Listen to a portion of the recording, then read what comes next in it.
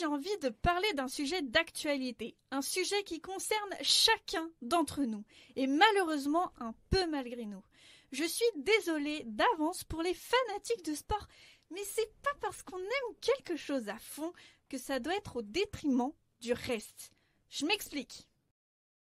Comme vous avez dû en entendre parler, du 4 au 20 février se déroulent les Jeux Olympiques d'hiver à Pékin. Y a pas quelque chose qui vous trouble là? Un petit peu, hein, je t'avoue. Pékin, Mais je suis au courant. Pékin. Bah si, Pékin sous la neige, tu connais pas? Ah oui, tout à fait. Pékin tout blanc. Il me semble que j'ai déjà vu des batailles de neige à Pékin. C'est... Non, Moi, quand je vais au sport d'hiver, c'est à Pékin. Oui.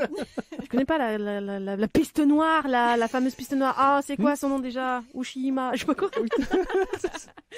Non, ça c'est le mont Fuji, c'est à Tokyo. Ah, mince. En plus, je me trompe de pays. La mission de Beijing, désolé pour la prononciation, 2022. Organiser des jeux respectueux de l'environnement, fédérateurs, ouverts et propres. Je cite ici les organisateurs des JO en 2019. Nous sommes en 2022 et le décor visible sur place ne colle pas vraiment avec cet objectif écologique. Je vous laisse faire une petite recherche sur le web pour voir ce qui fait polémique aujourd'hui. Pour ceux qui n'ont pu effectuer cette recherche, à Zhangjiakou, les seules touches de blanc visibles recouvrent uniquement les lieux d'épreuve. Les montagnes autour, elles, brunes.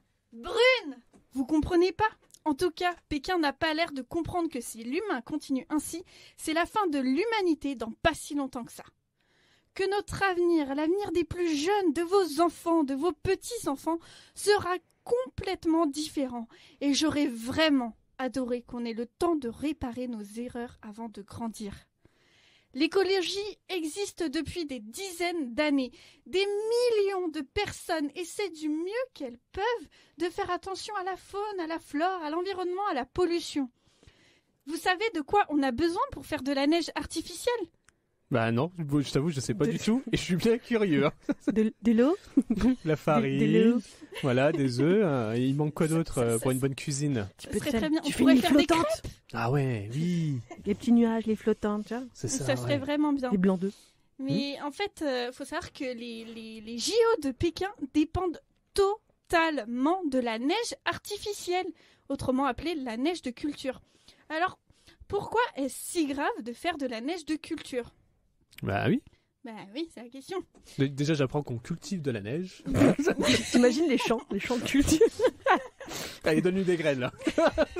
Alors là, on met la terre en jachère, et après, on va cultiver la neige.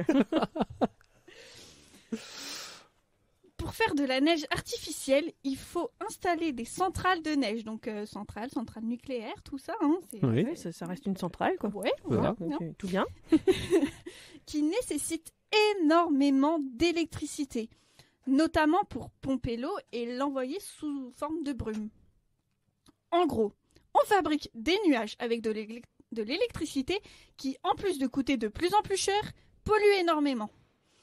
Déjà que la Chine est l'un des pays les plus pollueurs au monde, je ne comprends pas. Ils avaient fait des efforts pour améliorer leur qualité d'air, et là, ils font ça? Mais où va-t-on, les amis? Je vous le demande. Un autre aspect qui ne concerne pas seulement la Chine, mais tous les pays qui accueillent les JO et tous les gens qui se déplacent pour y assister. J'ai rien contre les Jeux Olympiques en soi. Je trouve le principe génial, l'humanité se réunit en paix pour jouer ensemble. Mais à quel prix? Les avions, les bateaux, les voitures, et sans parler des scandales humanitaires comme détruire des villes pauvres, des bidonvilles, par exemple, pour accueillir tout le monde. Les JO, c'est bien, mais c'est à revoir. Et c'est pas fini. C'est vrai, 2022, sportivement, c'est pas fini, t'as raison. C'est pas fini. Comme on commence bien l'année 2022 avec ces JO, autant bien la finir avec la Coupe du Monde de football au Qatar.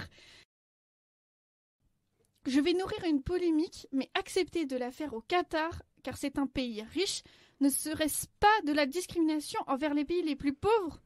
Et jouer au foot dans le désert, sympa, non? C'est cool, hein. Franchement, c'est cool. Ouais. Bah oui, ça évite les inondations de gazon, quand même. Ah, tu vois? Ah, alors. C'est vrai, c'est à noter.